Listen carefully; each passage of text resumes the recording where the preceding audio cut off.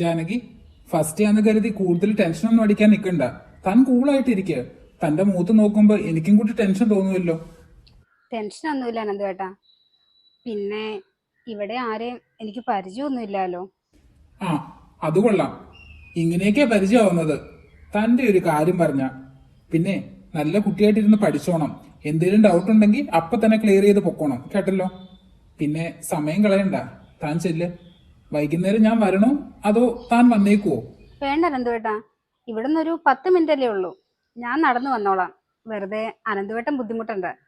എങ്കിൽ ശരി, താൻ ചെല്ല്. വൈകുന്നേരം കാണാം. All the best Janaki. ശരി അനന്തുവേട്ടാ.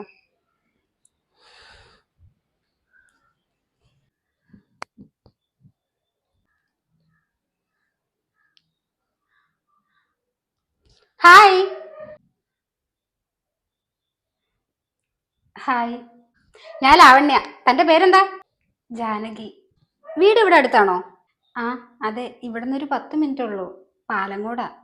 ഓ ഗ്രേറ്റ്. ആ വഴിക്കാണോ? ഞാനും ആ വഴിക്ക് തന്നെയാ. എന്റെ വീട് ഇവിടെ അടുത്ത് തന്നെയാ. അപ്പൊ നമുക്ക് ഈവനിങ് ഒരുമിച്ച് പോവാലോ. ആ, പിന്നെന്താ, എനിക്കൊരു കൂട്ടായല്ലോ. ഫ്രണ്ട്സ്. ഫ്രണ്ട്സ്.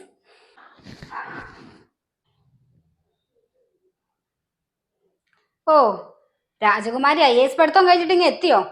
എത്ര നേരമായിട്ട് നിന്നെ നോക്കിയിരിക്കുന്നു. ഒരു ചായ കുടിക്കണമെങ്കിൽ പോലും ഇപ്പൊ നിന്റെ സൗകര്യം അങ്ങ് നോക്കണമല്ലോ. തരച്ചി, ഞാൻ ചായ ഇട്ട് തരാം. ഒരു 5 മിനിറ്റ്. ഇപ്പൊ മണി 3:45. കറക്റ്റ് 4 മണിയാകുമ്പോ എനിക്ക് ചായ കൊണ്ട് തന്നിരിക്കണം. തരേച്ചി, ചായ ടേബിളിൽ എടുത്ത് വെച്ചിട്ടുണ്ട്.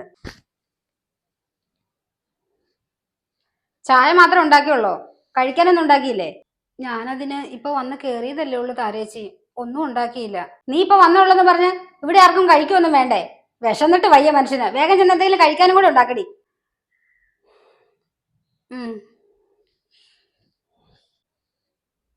നിന്നെ അങ്ങനെ ഇപ്പൊ സുഖിക്കാൻ ഞാൻ സമ്മതിക്കത്തില്ലടി. ഈ താര ആരാന്ന് നിനക്ക് ഞാൻ കാണിച്ചു തരുന്നുണ്ട്. അവളുടെ ഒരു പഠിത്തം.